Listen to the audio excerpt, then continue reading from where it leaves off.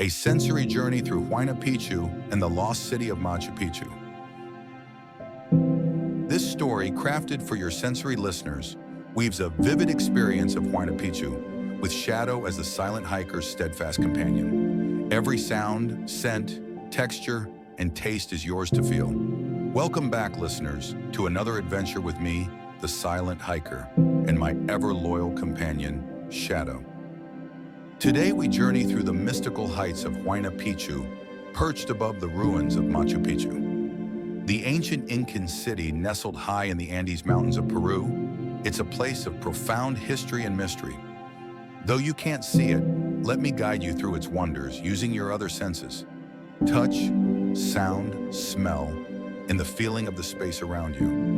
Imagine standing in this sacred place, where every stone and pathway tells a story of a civilization that thrived over 500 years ago. Our journey starts 7,970 feet above sea level.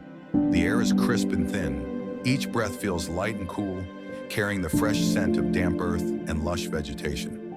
The ground beneath my feet shifts between rocky patches and soft moss and fallen leaves. My boots sink into the damp earth, soft and spongy, releasing a low squelch with every step, a sound like a whispered secret from the soil. Shadow's paws patter beside me, a quick, eager, his breath puffing out in short bursts. I run my fingers over a broad leaf, its surface slick and cool, edged with tiny serrations that prick my skin like a gentle warning. The soundscape unfurls. A chorus of birds erupts overhead, sharp trills and rolling coos, layered over the steady drip-drip of dew falling from the canopy. In the distance, a waterfall rumbles, a low, throaty roar that vibrates through the ground. I take a deep breath, tasting the mist on my tongue, cool, faintly sweet, with a hint of greenness, like the essence of the forest itself.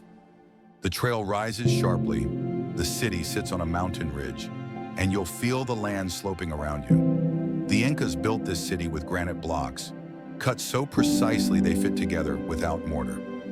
As I move between them, the air shifts, cooler in the shade, warmer where the sun hits. The earth gives way to ancient terraced stone steps, once used for farming. The steps are uneven, some worn smooth by countless feet over hundreds of years, while others remain rough, their natural texture intact, giving you a sense of the time etched into this place. Even in sunlight, the stones feel cool, holding the chill of the night. Shadow's claws click against the stone, a faint tick-tick-tick, punctuated by his soft panting, a rhythm that steadies me as my legs ache with the ascent. Entering the heart of Machu Picchu, the atmosphere changes. The soundscape here is rich and varied. The buildings are closer together and the sounds shift. In the open plazas, the wind whistles softly through the ruins, tugging at my hair and carrying the sharp mineral scent of weathered stone. In enclosed spaces like temples, the air grows still and quiet, almost reverent. My footsteps and voice echo faintly, revealing the size and shape of the rooms. Somewhere below, the Urubamba River growls, a deep, resonant grumble that echoes off the cliffs. I pause to sip from my canteen, the water cold and metallic, tinged with the dust of the trail. It slides down my throat, chilling my chest. Shadow nudges my hand, his nose wet and warm, sniffing the air where a faint floral note, orchids maybe, dances on the breeze. We crest the peak, and the world falls silent for a moment, a hush so deep it feels like the mountain is holding its breath. Then the wind rushes in, a high, keening whine that swirls around us, tugging at my clothes with invisible fingers. Shadow's tags jingle faintly, a soft clink, clink, as he shakes himself, his fur brushing my leg, coarse and comforting. The ground here is hard, strewn with pebbles that crunch underfoot with a dry crick-crack. I kneel, pressing my palm to the rock, smooth, sun-warmed, with faint ridges that tell tales of centuries. The air smells different now, crisp, almost electric, with a clean bite that stings my nose. Far off, a bird screeches, a piercing scree that cuts through the wind, answered by the noise of a howler monkey, a deep, resonant howl. loud, guttural, and unforgettable, shaped by its environment into a sound that echoes through the jungle with haunting power that begins as a low rumble and builds into a powerful, resonant roar in the trees below. Often compared to a lion's roar, it is both startling and awe-inspiring, carrying for miles through the dense jungle and rugged terrain. I pull a piece of dried fruit from my pack, apricot, tangy and chewy. It bursts on my tongue, sweet with a dusty edge, mingling with the pure, thin air I gulp down.